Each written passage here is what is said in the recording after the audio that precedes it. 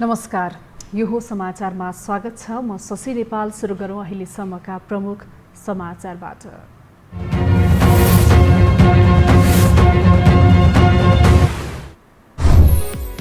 एमालेको विवाद समाधान कार्यदलको वार्ता सहमति नजिक, दुवै पक्ष झुकेर पार्टी एकता जोगाइएको नेताहरूको भनाई। आजै सहमति पत्रमा ओली र नेपाललाई हस्ताक्षर।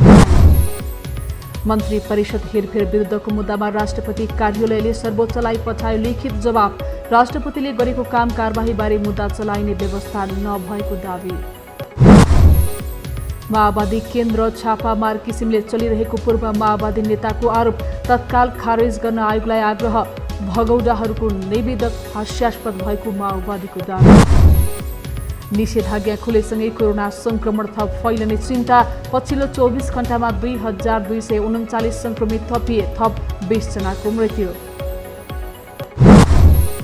र जुलाई 23 देखि जापानमा हुने ओलम्पिक खेलको तयारी अन्तिम चरणमा। कोरोनाका कारण दर्शकलाई प्रवेश निषेध। टोकियोमा सङ्कटकाल लागेकाले खेल व्यवस्थापनमा सकस।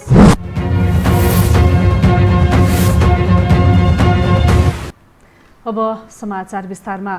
नेकपा एमालेको विवाद समाधान कार्यदलको वार्ता सहमति नजिक पुगेको छ। सिंहदरबारमा दिउँसोदेखि जारी छलफल सहमति नजिक पुगेको जानकारी नेताहरूले दिएका छन्। नेपाल पक्षीय वार्ता टोली सदस्य रघुजी पन्तले आफूहरूले दिएको सुझावहरूलाई मस्यौदामा सामेल गरेर सम्भव भएसम्म आजै सहमतिलाई अन्तिम रूप दिने प्रयास भइरहेको जानकारी दिनुभयो। मस्यौदामा उठेका बुदामा पार्टीका नेताहरूले राखेका धारणा र सुझावहरूलाई राखेर पूर्ण बनाउने काम भइरहेको पन्तको भनाइ छ। त्यसैगरी ओली पक्षका नेता शङ्कर पोखरेलले पनि पार्टी एकता आज भोलि नै टुङ्गिने दावी गर्नुभएको छ। कार्यदलले तयार गरेको सहमति पत्र अध्यक्ष केपी शर्मा ओली र वरिष्ठ नेता माधव नेपाललाई हस्ताक्षर गराउने कार्यदलको तयारी छ।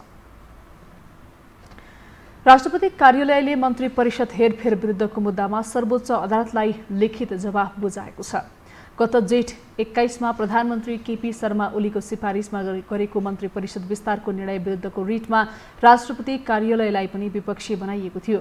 महान्यायाधिवक्ताको कार्यालय मार्फत राष्ट्रपति कार्यालयले सर्वोच्च अदालतमा लिखित जवाफ बुझाएको हो। संविधानको धारा 66 को उपधारा 2 अनुसार प्रधानमन्त्रीको सिफारिस अनुसार राष्ट्रपतिले मन्त्री परिषदमा नियुक्ति, हेरफेर र कार्य विभाजन गरेको राष्ट्रपति कार्यालयले जवाफ दिएको छ। जवाफमा राष्ट्रपतिले गरेको काम कारबाहीबारे मुद्दा नचलाइने व्यवस्था भएको उल्लेख गर्दै राष्ट्रपति कार्यालयलाई समेत विपक्षी बनाइएको सो रिट बदरयोग्य भएको जिकिर गरेको छ।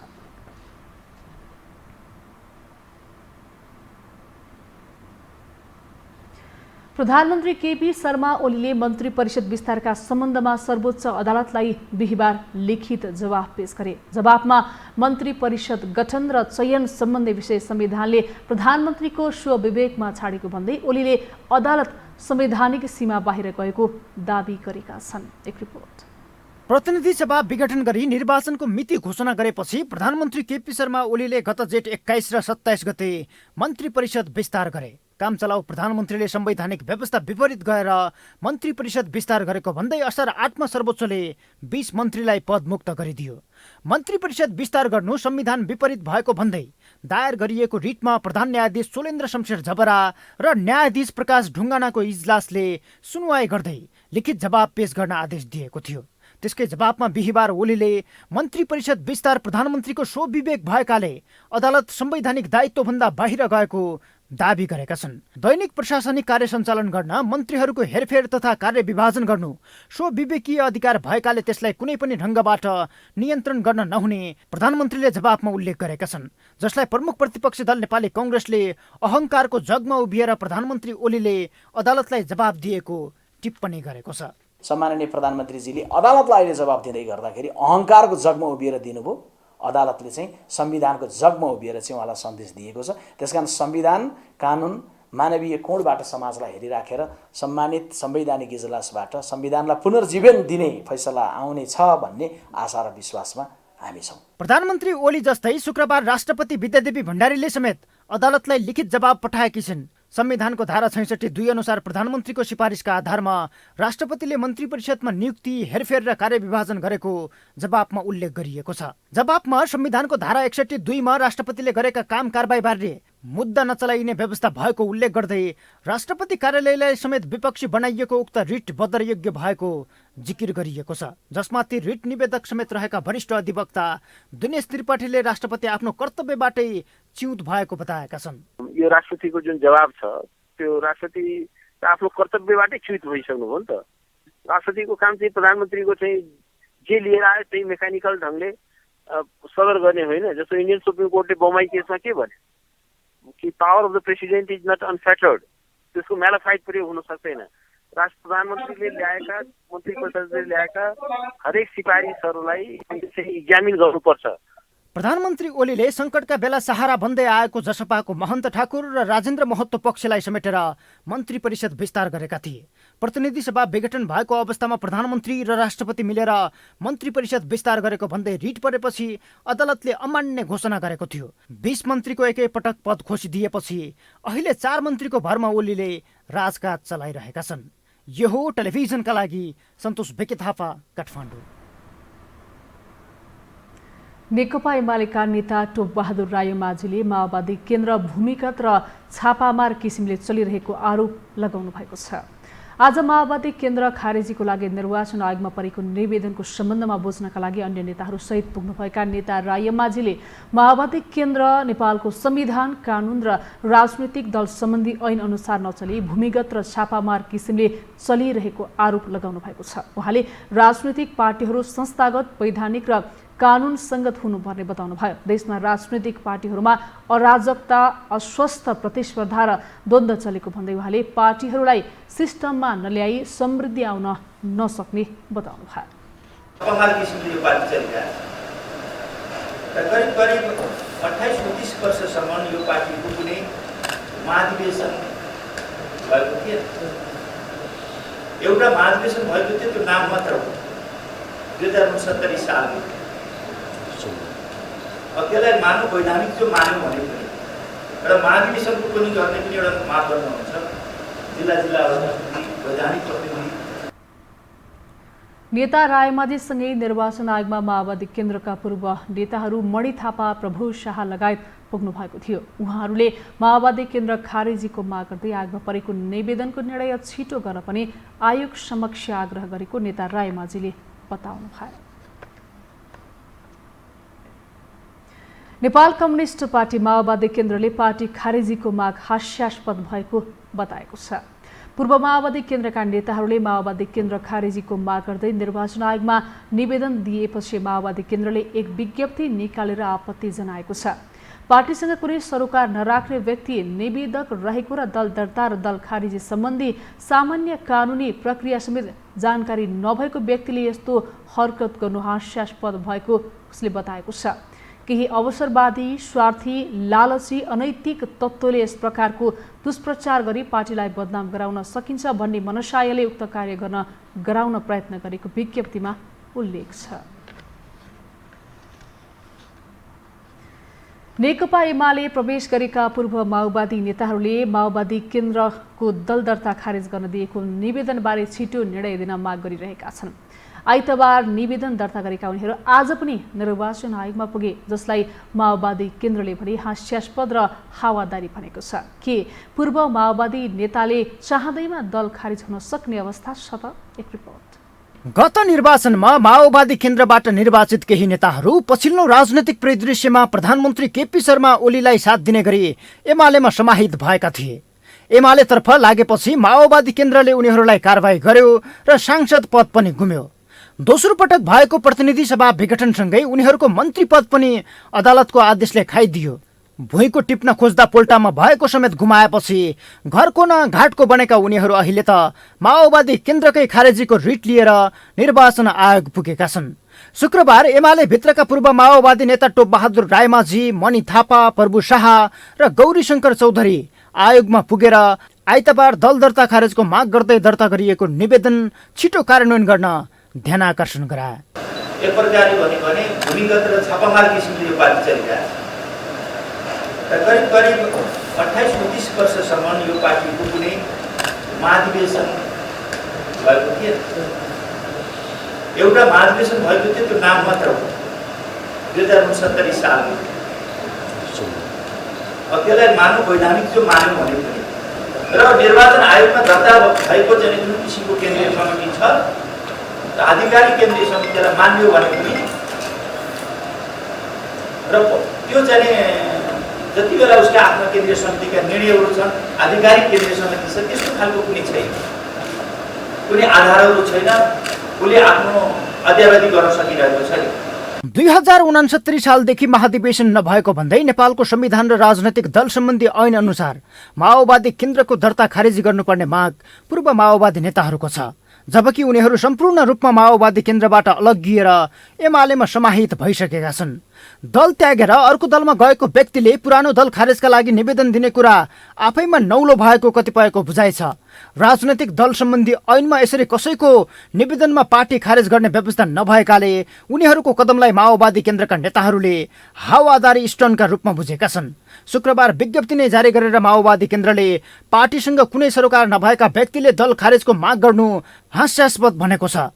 एमाले भित्र बसेर अरूको पार्टीको वैधानिकतामाथि प्रश्न उठाउन राजनैतिक र नैतिक अधिकार नभएको नेताहरूको भनाइ छ। पोलिटिकली रूपले एउटा षड्यन्त्रमूलक ढङ्गले डिजाइनमा गरेको कुरा न भए कानुनी रूपले त यसको कुनै तथ्य र आधार त केही पनि छैन। चाहिँ कानुनी रूपले त कुनै हावादारी खालको कुराहरू, यस्ता हावादारी कुराहरू चाहिँ तपाईँको चाहिँ राज्य अङ्गहरूले हावादारी कुरा टिप्दै हिँड्ने खालको हुन थाल्ने हुन्छ। चाहिँ हुनुको त सिस्टमै ड्यामेज हुन्छ, केही पनि सिस्टम रहँदैन। चाहिँ एमालेमा बसेर अर्काको पार्टीको वैधानिक हैसियत के हो र होइन भन्ने कुरा हेर्ने कुरा कुनै अधिकार हुन्छ, कुनै नैतिक अधिकार हुन्छ? राजनीति गर्ने मान्छेले त्यति हदसम्मको नैतिक अधिकार पनि कहीँ के अरे बुझ्नु पर्दैन। माओवादी केन्द्र नै अवैध भएकाले त्यसले गरेका कारबाही पनि वैध नहुने उनीहरूको तर्कले पुनः पुरानै घरमा फर्किने तयारी गरेको अनुमान पनि भइरहेका छन्। किनकि एमालेमा प्रधानमन्त्री ओलीको सहारा बनेर आएका उनीहरूलाई अहिले ओलीले पनि गन्तीभित्र पार्न छोडेका छन्। झन् एमालेको असन्तुष्ट माधव नेपाल पक्ष र ओली पक्ष बीचको वार्ता सहमति नजिक रहेकाले एमालेमा भन्दा माओवादीमै फर्किनुलाई सुविधाजनक मानिरहेका पूर्व माओवादीका नेताहरूको अभिव्यक्तिबाट झल्किन्छ। तर राजनैतिक र नैतिक रूपमा पतन भएका व्यक्तिलाई माओवादी केन्द्रमा ठाउँ नभएको नेताहरूले बताइरहेका छन्।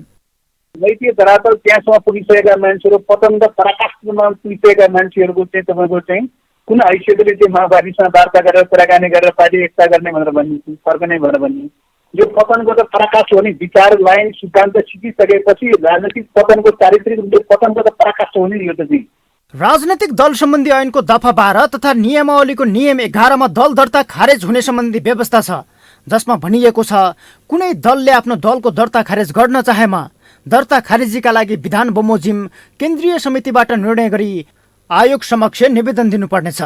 नियमावलीमा पनि दल खारेज गर्नका लागि पदाधिकारीले दलको विधानसहित 5 प्रकारका विवरण आयोगमा बुझाउनु पर्ने व्यवस्था छ।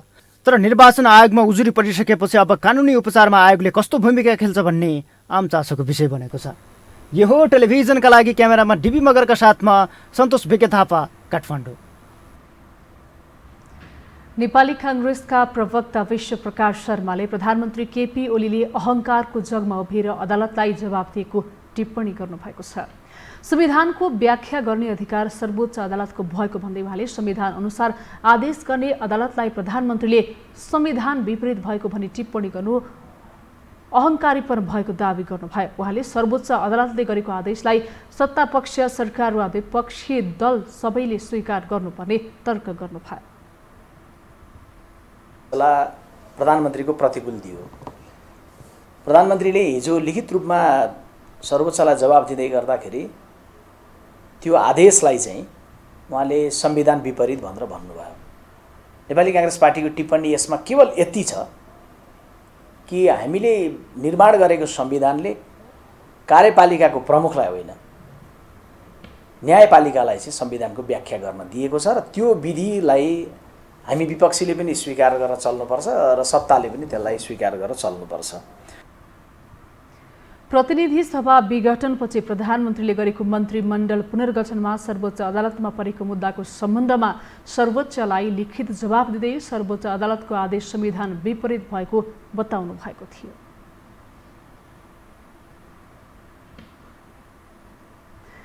महाधिवेशनको सरगर्मी बढिरहेका बेला नेपाली काङ्ग्रेसभित्र आकाङ्क्षीको सङ्ख्या पनि बढ्दो छ। सभापतिमै दर्जन आकाङ्क्षी देखिएका छन् भने उपसभापति र महामन्त्रीमा पनि नेताहरू बिस्तारै खुल्दैछन्, जसमा बलियो विरासतका नेताहरूले अरूलाई तर्साउने काम गरिरहेका छन्। एक रिपोर्ट।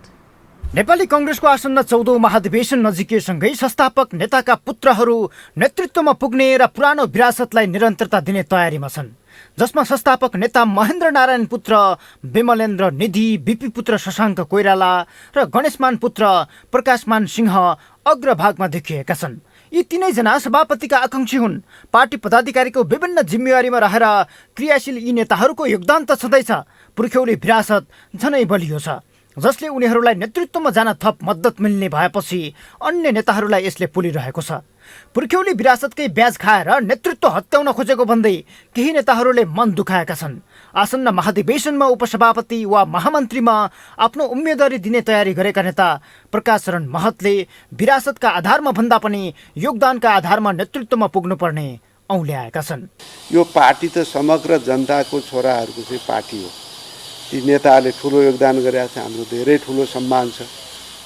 तर यो पार्टी त मेरो बुवा मेरो आमा नेता थिएनन् भने पनि मेरो काम र योगदानका आधारमा हामी स्थापित हुन सक्छौँ। अहिले त्यत्रो चाहिँ हामी समावेशी सबै वर्ग समूहको नेतृत्वमा आउनुपर्छ भनिराखेका छौँ भन्दाखेरि उहाँले जसरी चाहिँ यो त्यो नेता जसको बुवाहरू नेता हुनुहुन्थ्यो त्यसमा मात्रै सीमित भएर उहाँले चाहिँ पटक पटक बैठक बस्नुभयो, त्यसले चाहिँ के छ मलाई लाग्छ उहाँहरूकै लागि पनि त्यो सकारात्मक सन्देश दिएको जस्तो मलाई लाग्दैन। काङ्ग्रेसभित्र सभापति शेरबहादुर देउबाको विश्वास पात्रका रूपमा रहेका महतले 3 सभापतिका आकाङ्क्षीलाई लक्षित गरी उनीहरूको फरक समीकरण बनाउने प्रयास समेत जायज नभएको बताउँछन्। यसअघि संस्थापन पक्षका निधि र वरिष्ठ नेता रामचन्द्र पौडेल पक्षका कोइराला र सिंह मिलेर फरक समीकरण बनाउने र देउबाको विकल्प खोज्ने दावी गरेका थिए। यद्यपि यहीँभित्र पनि कसले कसलाई छाडेर अघि बढ्ने भन्ने विषयमा सहमति जुट्न सकेन। त्यसबाहेक देउबा र पौडेललाई समेत उनीहरूको समीकरण मन परेको थिएन। अन्तिम पटक महामन्त्री शशाङ्क कोइरालाको निवासमा आफूपक्षीय केन्द्रीय कमिटी बोलाएर छलफल चलाउने योजना बनाएका उनीहरूलाई पौडेलले दबाब दिएपछि पछि हटेको कतिपय नेताहरू बताउँछन्। अहिले उनीहरूको फरक समीकरण बनाउने प्रयास समेत निष्क्रिय जस्तो बनेको छ। फलस्वरूप सिंह र कोइराला सहितलाई भेला गरेर वरिष्ठ नेता पौडेलले आगामी महाधिवेशनमा आफ्नो पक्षलाई बलियो बनाउन विभिन्न छलफलहरू चलाइरहेका छन्। आज पनि हाम्रो मिटिङ भएको थियो, त्यसमा चाहिँ क्रियाशीलमा के गर्ने भन्ने कुराहरू भएको थियो र केन्द्रीय सदस्यहरू हामी रामचन्द्र दाई, त्यसपछि शेखर डाक्टर साहब, मेनेन्द्र रिजाल, अन्य व्यक्तिहरू पनि थिए र हामीले त्यही छलफल गर्दै थियौँ कि क्रियाशीललाई कसरी टुङ्गो लगाउने भनेर। क्रियाशील टुङ्गो नलागिकन हामी महाधिवेशनमा जान सक्दैनौँ। काङ्ग्रेसमा विरासतको भूमिका जब्बर नै देखिन्छ। 13औं महाधिवेशनमा शशाङ्कले बीपीको बलियो विरासतकै कारण गगन थापालाई हराएर महामन्त्री जितेका थिए, जसमा 25 वर्ष काङ्ग्रेस सभापति भएर पार्टी चलाएका पिता बीपीको बलियो विरासतले काम गरेको विश्लेषण पनि नभएको होइन।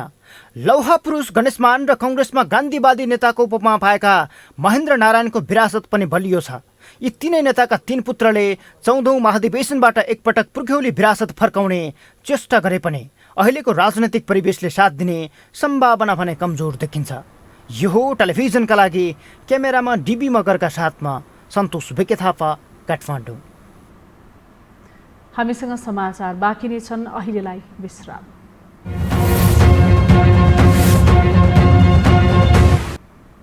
विश्रामपछि स्वागत छ। अब बाँकी समाचार। पछिल्लो 24 घण्टामा थप 2239 जनामा कोरोना संक्रमण पुष्टि भएको छ। स्वास्थ्य तथा जनसङ्ख्या मन्त्रालयका अनुसार पीसीआर विधिबाट 1479 र एन्टिजेन विधिबाट 760 जनामा संक्रमण पुष्टि भएको हो। यस्तै थप 1316 जना संक्रमण मुक्त भएका छन्। संक्रमणबाट थप 20 जनाको मृत्यु भएको छ। यो सँगै नेपालमा कोरोनाबाट ज्यान गुमाउनेको कुल संख्या 9340 पुगेको छ। नेपालमा हाल कोरोनाका सक्रिय संक्रमित 26590 रहेका छन्। चितवनकी सुजिता भण्डारी मृत भेटिएको घटनाले यति बेला सामाजिक सञ्जाल तातिएको छ। युट्युब च्यानलहरू घटनाको अनुसन्धान नै प्रभावित हुने खालका सामग्रीले भरिएका छन् भने केही कथित अभियन्ताहरू निकास दिने भन्दा पनि सर्वसाधारण उत्तेजित पार्ने कार्यमा सक्रिय देखिन्छन्। एक रिपोर्ट।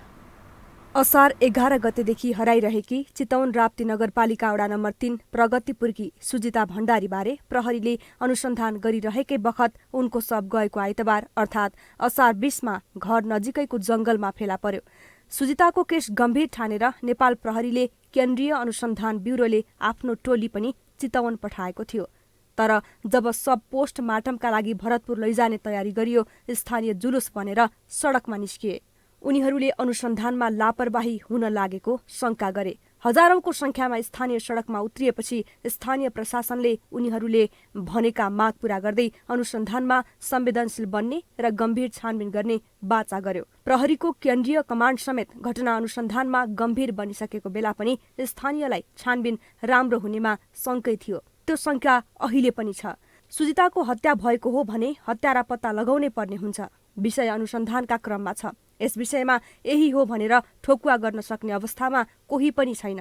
तर अनुसन्धान पूरा नहुँदै हत्यारालाई सजायको माग गर्दै काठमाडौँबाटै ब्यानर बोकेर चितवन पुगेका ती कथित अभियन्ताकै कारण सुजिताको परिवारसँग भेट्न समेत गाह्रो भएको प्रहरीले बताएको छ।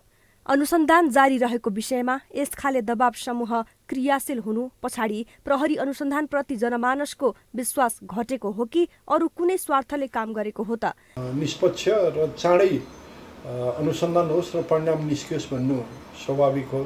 तर भिड भन्ने बित्तिकै कसैको नियन्त्रणमा हुँदैन।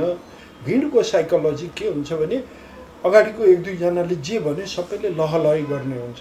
त्यो कसैको कमान्डमा पनि हुँदैन। भोलि अगाडिको मान्छेले लो स्थिति बिग्रियो यसलाई त फर्काउनु पर्यो भने पनि फर्किँदैन। अनि यता प्रहरीले सिन्सियरली काम गरेर एउटा रिजल्ट निकाल्छ, तर मान्छेहरूमा एउटा दिमागमा पहिल्यै हालिसकेको हुन्छ लो प्रहरीले गलत अनुसन्धान गर्दैछ अथवा यो होइन अथवा यो हो। बाहिरी पक्ष बढी सलबलाउँदा निर्मला पन्त प्रकरणमा जे भएको थियो फेरि त्यस्तै अवस्था आउने त होइन भन्ने प्रश्न उब्जिएको छ। स्वतन्त्र अनुसन्धानलाई प्रभावमा पार्ने गरी राजनीति भएका कारण निर्मला पन्तको मुद्दा अघि बढ्न नसकेको विज्ञहरू दावी गर्छन्। अनुसन्धानमा खटिएका प्रहरी नै कारबाहीमा पर्नुले अन्य प्रहरी अधिकारीहरूको मनोबल खस्किन पुगेको उनीहरूको भनाइ छ। गल्ती होला, कमजोरी होला प्रहरीको पनि, तर प्रशासनिक रूपमा अगाडि बढ्नुभन्दा पनि हामी जुन अपराधिकको तरिकाले हामीले जुन प्रहरीहरूलाई जुन हामीले ट्विट गर्यौँ नि र जेलै हाल्ने अदालतसम्म लिएर जाने जुन इमिडिएटली जुन गरियो र विभाग पनि त्यही किसिमले प्रस्तुत भयो, त्यसले गर्दा के हुन्छ भनेपछि तपाईँको भोलि दिन अनुसन्धान गर्न जान डराउँछ कि प्रहरीहरू। हामीले त्यो बेला पनि भनेको होइन। नेपालको सन्दर्भमा पछिल्ला घटनाहरूमा भिडले अनुसन्धान नै प्रभावित पार्ने गरेको छ। त्यो भिडले एक प्रकारको आशा राख्ने, तर अनुसन्धान र प्रमाणहरूले अरू नै नतिजा दिँदा अनुसन्धानमा संलग्नहरूमाथि नै शंका उपशंका गर्न थालिन्छ। निर्मला प्रकरणमा पनि प्रहरीका तर्फबाट केही कमजोरी त भएका थिए, तर त्यसलाई सच्याएर सही निष्कर्ष दिने समय प्रहरीले पाएन। उल्टो न्यायका निम्ति भन्दै उर्लिएको भिडका कारण निर्दोषहरूले पनि शास्ति खेप्नु पर्यो। अनुसन्धानमा खटिएका प्रहरी नै लापरवाहीको आरोपमा कारबाहीमा परे। सो घटनामा दोषी भनिएका सबै प्रहरीहरूले अहिले सफाई पाइसकेका छन्। अपराधमा राजनीति, भिडले निकालेको निष्कर्ष, अनुसन्धान गर्नेहरूको साख गिराउने प्रयत्न आदि कारणले निर्मलाको मुद्दा अघि बढ्न सकेको छैन। सुजिता भण्डारीको मृत्यु के कारणले भएको हो भन्ने स्पष्ट भइसकेको छैन, तर भिडले घटनालाई हत्या मानिसकेको छ। भिडलाई अभियन्ता भनिएकाहरूले उचाल्ने काम पनि गरिरहेका छन्। प्रतिलिपि अधिकार सम्बन्धी कानुन स्पष्ट नहुँदा धेरै अन्योलता हुने गरेको भन्दै कानुनी भाषामा स्पष्टता ल्याउनु पर्ने सरकारवालाहरूले बताएका छन्। सरकारवालाहरूले प्रतिलिपि अधिकारको सम्बन्धमा विद्यमान कानुनी भाषामा अस्पष्टता हुँदा विवादित विषयको समाधान गर्न गाह्रो पर्ने भएकाले आगामी दिनमा कानुनी भाषामा स्पष्टता ल्याउनु पर्ने बताएका हुन्। एक रिपोर्ट। राष्ट्रिय सभा अन्तर्गतको विधान व्यवस्थापन समितिको बैठकमा प्रतिलिपि अधिकार पहिलो संशोधन विधेयक 2076 को सम्बन्धमा गरिएको छलफलमा भाग लिँदै नेपाल प्रज्ञा प्रतिष्ठानका सदस्य हेमनाथ पौडेलले लोक साहित्यलाई कपी गर्न नपाइने व्यवस्था गर्नुपर्ने बताउनुभयो। पछिल्लो समय सो बौद्धिक चोरीको विकृति बढेका कारण ऐनमा सो बौद्धिक चोरीलाई नियन्त्रण गर्ने व्यवस्था हुनुपर्ने उहाँले बताउनुभयो। सो बौद्धिक चोरी जो भनिन्छ त्यो स्वबोधित चोरीको बेला नेसन गेटिङ छैन। सबभन्दा बढी त अहिले सेल्फ प्लेजरिजम छ। त्यो आफूले आफ्नो जस्तो हितको कुरा त अब फरक बेला एक ठाउँ गएपछि अर्को ठाउँ बदल्छ, अर्कोले बदलिन्छ, अर्कोले पनि बदलिन्छ, त्यो छ। संगीतकार संघ नेपालका पूर्व अध्यक्ष तथा संरक्षक लक्ष्मण शेषले संगीतको क्षेत्रमा 15 सेकेन्डसम्म हुबहु नोटेसन मिलेकोलाई कपी मानिने स्पष्ट रूपमा लेखिनुपर्ने बताउनुभयो। 15 सेकेन्डसम्म नोटेसन मिल्ने संयोग लाखौंमा पनि हुन नसकिने अनुसन्धानले पुष्टि गरेको उहाँले बताउनुभयो। विश्वको नियम के छ भने 15 सेकेन्डसम्म ठ्याक्कै नोटेसन मिलेकोलाई मिलेको भन्छ। त्यस्तो संयोग चाहिँ लाखौंमा पनि हुँदैन भन्ने उनीहरू वैज्ञानिकहरूको अनुसन्धान भएपछि 15 सेकेन्ड भनेको रहेछ। त्यो धेरै अध्ययन भयो, झगडा सिकेको। गीतकार संघ नेपालका महासचिव रमेश कोइरालाले व्युत्पत्ति, अनुवाद अथवा अनुकरणका नाममा मौलिकतालाई मास्नु गलत भएको बताउनुभयो। उहाँले कानूनी भाषाको कुरालाई गम्भीरतापूर्वक लिइनुपर्नेमा सुझाव दिनुभयो। व्युत्पत्तिका नाममा, अनुवादका नाममा, अनुकरणका नाममा मौलिकतालाई मास्नु यो एकदम गलत कुरा छ। किनभने लोक संस्कृति, लोक कुरा, लोक भाकाहरू राज्यको चिज हो। कसैले त्यसलाई रोयल्टी खान पाउँदैन र सङ्कलकहरूलाई पनि यो रोयल्टी दिने कुरा रहनु हुँदैन। त्यसलाई प्रतिलिपि अधिकार अन्तर्गत रहनु हुँदैन। लेखक आरसी नेउपानेले समाजको मनोविज्ञान, राजनीति, इतिहास, दर्शन लगायतको समग्र पाटोलाई विद्यमान प्रतिलिपि ऐनले नसमेटेको बताउनुभयो।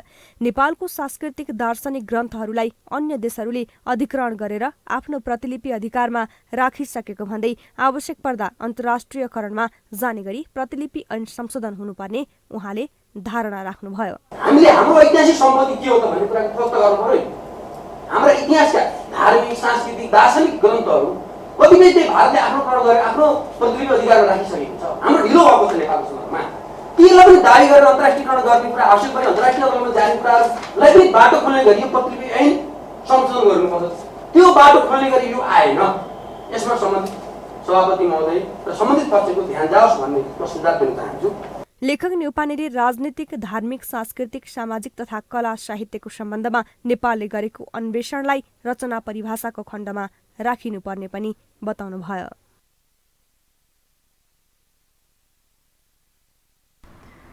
नेपाल र भारत बीच पहिलो पटक द्विपक्षीय रेल सेवा सञ्चालन गर्ने सम्बन्धी सहमति भएको छ। दुवै देशका अधिकारी बीच आज भएको भर्चुअल हस्ताक्षर कार्यक्रममा यस सम्बन्धी पत्रमा हस्ताक्षर गरेका छन्। राजदूतहरूको उपस्थितिमा भएको हस्ताक्षर समारोहमा भारत र नेपाल दुवैतर्फका वरिष्ठ अधिकारीहरूको उपस्थिति थियो। यससँगै अब निजी क्षेत्रले नेपाल र भारत बीच सजिलोसँग सरसामान ओसार पसार गर्न सक्नेछन्। भारतीय रेलवे नेटवर्क मार्फत नेपालको स्वामित्वमा रहेका सरसामानहरू नेपालले भारत लगायत तेस्रो मुलुकमा समेत निर्यात तथा आयात गर्न सक्नेछ। यसले सवारी साधनसहित अन्य विशिष्ट सामग्रीहरू पनि ओसार पसार गर्न सजिलो बनाइदिने विश्वास गरिएको छ। अख्तियार दुरुपयोग अनुसन्धान आयोगले पशुपतिनाथको जलहरी खरिद प्रक्रियाबारे छानबिन सुरु गरेको छ। गत फागुन 11 गते विरोधका बीच पशुपतिमा राखिएको सुनको जलहरी खरिद प्रक्रियामा अनियमितता भएको भन्दै परेको उजुरीमाथि अख्तियारले छानबिन सुरु गरेको बताएको हो। पशुपति क्षेत्र विकास कोषले पनि जलहरी खरिद प्रक्रियामा अख्तियारले चासो देखाएको स्वीकार गरेको छ। केन्द्र सरकारको 30 करोड सहित 1 अर्ब रुपियाँ खर्च गरेर बनाएको सुनको जलहरी राख्ने निर्णय विरुद्ध सर्वोच्च अदालतमा छुट्टाछुट्टै 2 रिट निवेदन दर्ता छ, जुन अहिले विचाराधीन छ। कृषि तथा पशुपक्षी विकास मन्त्रालयले मनसुनजन्य विपदबाट क्षति बिहोरेका किसानहरूलाई क्षतिपूर्ति दिने गरी लागत सङ्कलन गरिरहेको बताएको छ। कृषि तथा पशुपक्षी विकास मन्त्रालयका सचिव योगेन्द्र कुमार कार्कीले यस वर्षको मनसुनका कारण आएको बाढी तथा पहिरोका कारण कृषकहरूलाई परेको क्षतिको सम्बन्धमा मन्त्रालयले लागत सङ्कलन गरिरहेको बताउनुभयो। मन्त्रालयले कृषि विभाग, पशु सेवा विभाग लगायत प्रदेश सरकार मार्फत के कति क्षति भएको छ त्यसको तथ्याङ्क सङ्कलन गरिरहेको उहाँले जानकारी दिनुभयो। 1 हप्ताभित्र लागत सङ्कलन भइसक्ने र असार 20 गतेसम्मको प्रारम्भिक रिपोर्ट तयार पारेपछि किसानहरूलाई आगामी आर्थिक वर्षमा क्षतिपूर्ति मार्फत सम्बोधन गरिने उहाँले बताउनुभयो।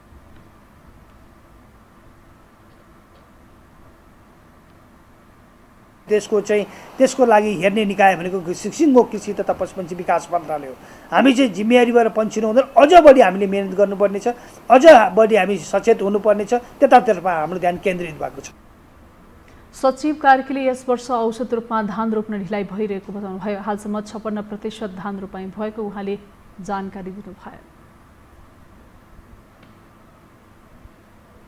हामीसँग अन्तर्राष्ट्रिय र खेल समाचार बाँकी नै छन्। अहिलेलाई विश्राम।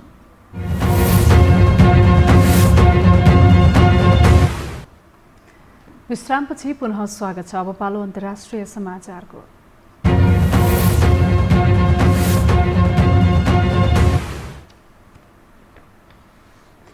राष्ट्रपति जोभनेल माइजको हत्यामा विदेशी समूह संलग्न रहेको हाइटी प्रहरीले दावी गरेको छ। हाइटी प्रहरीका प्रमुखका अनुसार राष्ट्रपतिमाथि आक्रमण गर्नेमा अधिकांश कोलम्बियाका पूर्व सैनिक थिए। आक्रमणकारीको उक्त समूहमा 26 कोलम्बियाली र हाइटियन मुलुकका 2 अमेरिकी थिए। राष्ट्रपति मोइजको हत्यामा संलग्न भएका व्यक्ति र प्रयोग गरिएका अहिलेसम्म 2 अमेरिकी सहित 17 जना संदिग्ध आक्रमणकारीलाई पक्राउ गरिएको छ। अझै 8 जना फरार रहेको प्रहरीले जनाएको छ। राष्ट्रपतिको हत्याको योजना कसले बनायो र केबाट प्रेरित थियो भन्नेबारे अहिलेसम्म केही स्पष्ट भएको छैन। श्रीलङ्काको क्याबिनेटमा राजापाक्से परिवारबाट नयाँ सदस्य थपिएका छन्। 70 वर्षीय वासिल राजापाक्सेले श्रीलङ्काको अर्थमन्त्रीको शपथ लिएसँगै राजापाक्से परिवारबाट क्याबिनेटमा 5 जना पुगेका छन्। वासिल राष्ट्रपति गोटबाय राजापाक्से र प्रधानमन्त्री महिन्दा राजापाक्सेका भाइ हुन्। कोरोना भाइरस महामारी र त्यसले पर्यटनमा पारेको प्रभावले श्रीलङ्काको अर्थतन्त्र समस्यामा परेका बेला गोटबायाले भाइलाई अर्थ मन्त्रालयको जिम्मेवारी सुम्पिएका हुन्। अब पालो खेल समाचारको।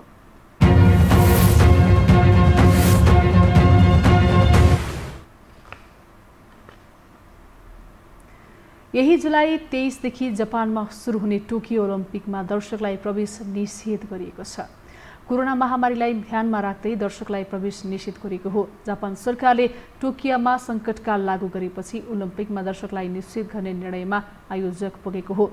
पछिल्लो समय टोकियोमा कोरोनाको सङ्क्रमण बढ्दै गएको छ। अब ओलम्पिक सुरु हुन 2 साता मात्र बाँकी छ। 11,000 खेलाडीले सहभागिता जनाउने ओलम्पिक जुलाई 23 देखि अगस्त 8 सम्म जापानमा आयोजना हुँदैछ। खेल समाचारसँगै हामी यो समाचारको अन्त्यमा आइपुगेका छौँ। बिदा हुनु अघि प्रमुख समाचार पुनः एकपटक।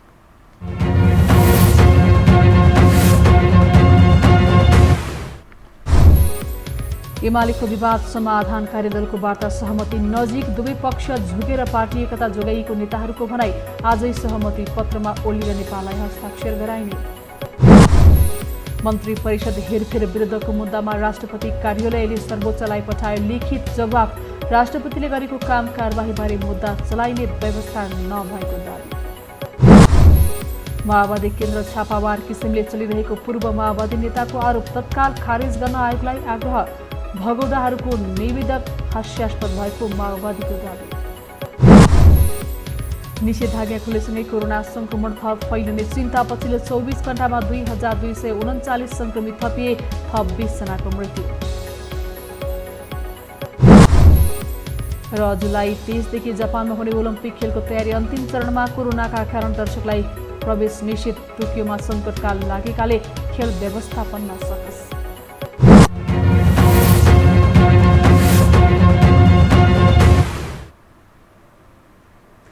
हवस् त यो समाचार सकियो। समाचार बुलेटिनका साथै यो टेलिभिजनका सम्पूर्ण कार्यक्रम यो टेलिभिजन.com, यो खबर.com, युट्युब र फेसबुकमा पनि पढ्न र हेर्न सक्नुहुनेछ। मोबाइलमा यो टिभी एप डाउनलोड गरी हामीलाई प्रत्यक्ष हेर्न सक्नुहुनेछ। तथ्यसहितको निष्पक्ष समाचारका लागि हेर्दै रहनुहोला यो टेलिभिजन। नमस्कार।